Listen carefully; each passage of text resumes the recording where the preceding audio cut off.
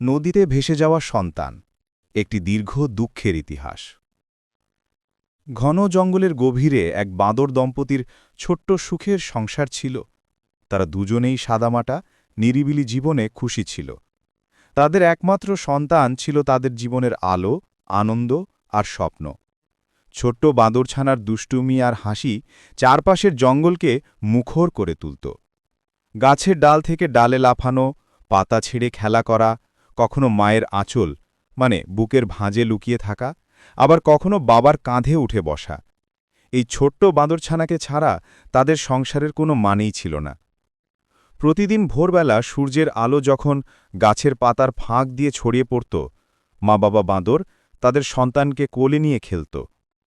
মা তাকে ফল খাইয়ে দিত, আর বাবা দূরের গাছ থেকে পাকা কলা আর ফল কুড়িয়ে আনত।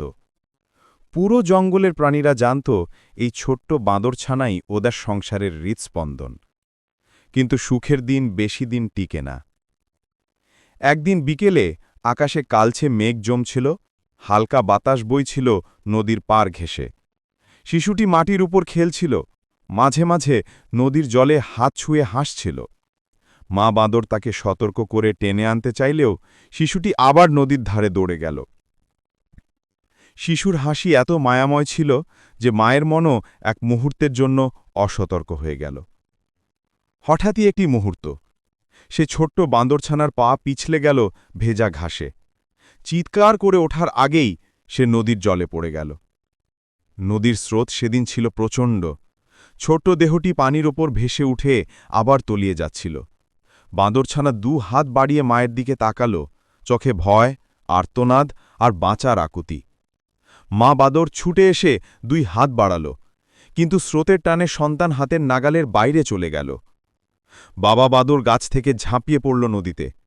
প্রাণপণ সাঁতার কেটে সন্তানের কাছে পৌঁছাতে চাইল। বারবার হাত বাড়াল, ডুব দিল, কিন্তু সন্তানের ক্ষুদ্র হাত তার আঙুল স্পর্শ করার আগেই স্রোত তাকে দূরে ঠেলে দিল। মা বাঁদর নদীর কিনারে বসে বুক চাপড়ে হাহাকার করতে লাগল। তার চিৎকারে জঙ্গল কেঁপে উঠল। আশেপাশের পাখিরা উড়ে গেল, হরিণেরা ভয়ে দৌড়ে পালাল, কিন্তু সেই কান্না থামল না। ঘণ্টার পর ঘণ্টা চেষ্টা করেও তারা তাদের সন্তানকে আর খুঁজে পেল না। নদীর স্রোত ধীরে ধীরে শান্ত হল, কিন্তু তাদের হৃদয় উত্তাল রইল। সন্ধ্যার লাল আভা নদীর জলে পড়তে লাগল, যেন প্রকৃতি নিজেও শোকে নিমগ্ন। সেই দিন থেকে মা বাবা বাঁদরের সংসার ভেঙে গেল। তারা আগের মতো হাসত না, খেলত না। মা বাঁদর প্রতিদিন নদীর ধারে গিয়ে বসে থাকত, চোখে জল, মনে অদ্ভুত আশা, হয়তো আজ সন্তান ফিরে আসবে। বাবা বাঁদরও নীরবে তার পাশে বসে থাকত, কিন্তু তার চোখে ছিল অপরাধবোধ আর পরাজয়ের ছায়া। একসময় জঙ্গলের প্রাণীরাও বুঝল তাদের প্রিয় বাঁদর পরিবারের সংসার আর আগের মতো নেই।